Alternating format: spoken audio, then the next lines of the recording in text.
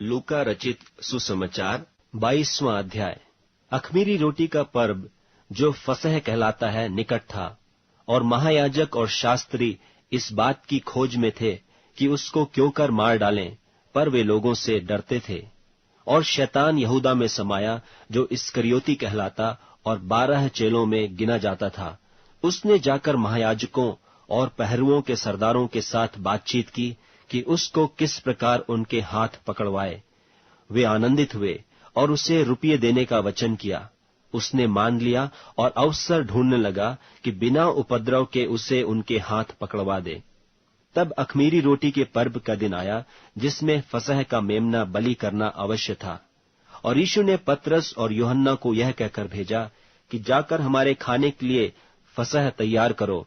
उन्होंने उससे पूछा, तू कहाँ चाहता है कि हम तैयार करें? उसने उनसे कहा, देखो, नगर में प्रवेश करते ही एक मनुष्य जल का घड़ा उठाए हुए तुम्हें मिलेगा। जिस घर में वह जाए, तुम उसके पीछे चले जाना, और उस घर के स्वामी से कहो कि गुरु तुझसे कहता है कि वह पाहुनशाला कहाँ है, जिसमें मैं अपने चेलों के साथ फसह खाऊं। वह तुम्हें एक सजी सजाई बड़ी अटारी दिखा देगा, वहां तैयारी करना। उन्होंने जाकर जैसा उसने उनसे कहा था वैसा ही पाया और फसह तैयार किया। जब घड़ी पहुंची तो वह प्रेरितों के साथ भोजन करने बैठा, और उसने उनसे कहा, मुझे बड़ी लालसा थी कि दुख भोगने से पहले यह फसह तुम्हारे साथ खाऊं, क्योंकि मैं तुमसे कहता हूं कि जब तक वह परमेश्वर के राज में पूरा न हो, तब तक मैं उसे कभी न खाऊंगा। तब उसने कटोरा लेकर धन्यवाद किया और कहा, इसको लो और आपस में बांट लो, क्योंकि मैं तुमसे कहता हूं कि जब तक परमेश्वर का राज्य न आए, तब तक मैं दाख रस अब से कभी न पीऊंगा। फिर उसने रोटी ली और धन्यवाद करके तोड़ी और उनको यह कहते हुए दी कि यह मेरी देह है, जो तुम्हारे लिए दी जाती है। मेरे स्मरण के लिए यही किया करो। इसी रीति से उसने ब्यारी के बाद कटोरा भी यह कहते हुए दिया कि यह कटोरा मेरे उस लोहू में जो तुम्हारे लिए बहाया जाता है नई वाचा है। पर देखो, मेरे पकड़वाने वाले का हाथ मेरे साथ मेज पर है, क्योंकि मनुष्य का पुत्र तो जैसा उसके लिए ठहराया गया जाता ही है, पर हाय उस मनुष्य पर जिसके द्वारा वह पकड़वाया जाता है। तब वे आपस में पूछ पाछ करने लगे कि हम में से कौन है जो यह काम करेगा। उनमें यह वाद विवाद भी हुआ कि हम में से कौन बड़ा समझा जाता है। उसने उनसे कहा, अन्य जातियों के राजा उन पर प्रभुता करते हैं, और जो उन पर अधिकार रखते हैं वे उपकारक कहलाते हैं। परंतु तुम ऐसे न होना, वरन जो तुम में बड़ा है वह छोटे की नाई, और जो प्रधान है वह सेवक की नाई बने। क्योंकि बड़ा कौन है, वह जो भोजन पर बैठा या वह जो सेवा करता है? क्या वह नहीं जो भोजन पर बैठा है? पर मैं तुम्हारे बीच में सेवक के नाई हूं। परंतु तुम वह हो जो मेरी परीक्षाओं में लगातार मेरे साथ रहे। और जैसे मेरे पिता ने मेरे लिए एक राज्य ठहराया है, वैसे ही मैं भी तुम्हारे लिए ठहराता हूं, ताकि तुम मेरे राज्य में मेरी मेज पर खाओ पियो, वरन सिंहासनों पर बैठकर इस्राएल के 12 गोत्रों का न्याय करो। शमौन, हे शमौन, देख, शैतान ने तुम लोगों को मांग लिया है कि गेहूं की नाई फटके, परंतु मैंने तेरे लिए विनती की कि तेरा विश्वास जाता न रहे, और जब तू फिरे तो अपने भाइयों को स्थिर करना। उसने उससे कहा, हे प्रभु, मैं तेरे साथ बंदी गृह जाने वरन मरने को भी तैयार हूं। उसने कहा, हे पतरस, मैं तुझसे कहता हूं कि आज मुर्ग बांग न देगा जब तक तू 3 बार मेरा इनकार न कर लेगा कि मैं उसे नहीं जानता। और उसने उनसे कहा कि जब मैंने तुम्हें बटुए और झोली और जूते बिना भेजा था, तो क्या तुमको किसी वस्तु की घटी हुई थी? उन्होंने कहा, किसी वस्तु की नहीं।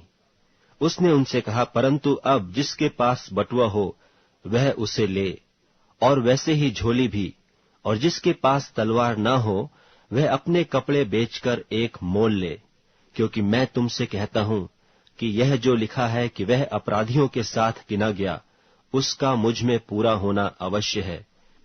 क्योंकि मेरे विषय की बातें पूरी होने पर हैं। उन्होंने कहा, हे प्रभु, देख, यहाँ 2 तलवारें हैं। उसने उनसे कहा, बहुत हैं। तब वह बाहर निकलकर अपनी रीति के अनुसार जैतून के पहाड़ पर गया और चेले उसके पीछे हो लिए। उस जगह पहुंचकर उसने उनसे कहा, प्रार्थना करो कि तुम परीक्षा में न पड़ो। और वह आप उनसे अलग एक ढेला फेंकने के टप्पे भर गया और घुटने टेक कर प्रार्थना करने लगा कि हे पिता, यदि तू चाहे तो इस कटोरे को मेरे पास से हटा ले, तो भी मेरी नहीं परंतु तेरी ही इच्छा पूरी हो।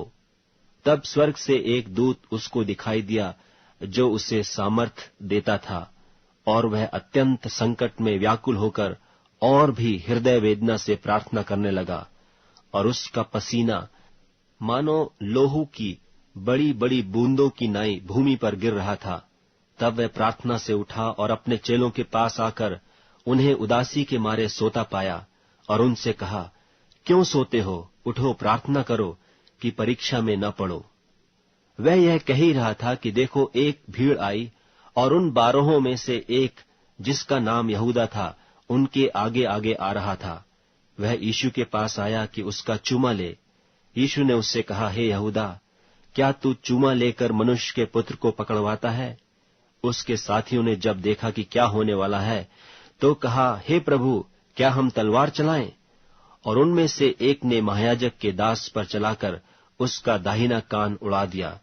इस पर यीशु ने कहा, अब बस करो, और उसका कान छूकर उसे अच्छा किया।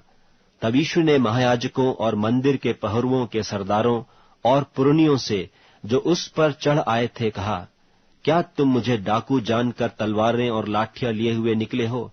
जब मैं मंदिर में हर दिन तुम्हारे साथ था तो तुमने मुझ पर हाथ न डाला, पर यह तुम्हारी घड़ी है और अंधकार का अधिकार है। फिर वे उसे पकड़कर ले चले और महायाजक के घर में लाए, और पतरस दूर ही दूर उसके पीछे पीछे चलता था।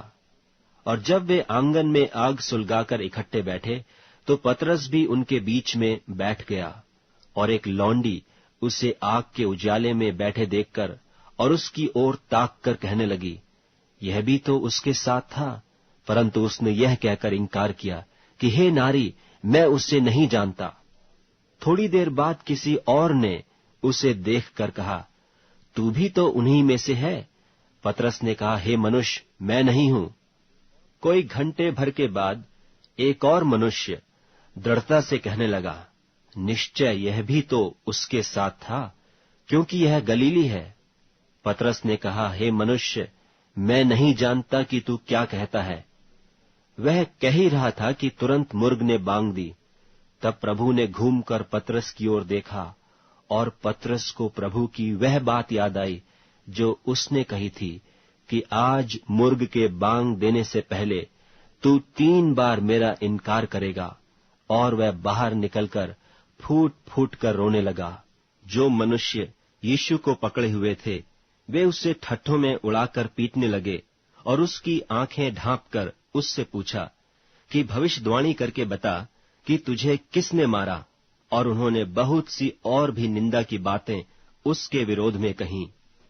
जब दिन हुआ तो लोगों के पुरनिये और महायाजक और शास्त्री इकट्ठे हुए और उससे अपनी महासभा में लाकर पूछा, यदि तू मसीह है तो हमसे कह दे।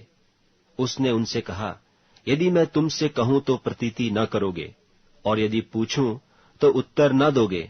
परंतु अब से मनुष्य का पुत्र सर्वशक्तिमान परमेश्वर की दाहिनी ओर बैठा रहेगा। इस पर सबने कहा, तो क्या तू परमेश्वर का पुत्र है? उसने उनसे कहा, तुम आप ही कहते हो, क्योंकि मैं हूं। तब उन्होंने कहा, अब हमें गवाही का क्या प्रयोजन है, क्योंकि हमने आप ही उसके मुंह से सुन लिया है।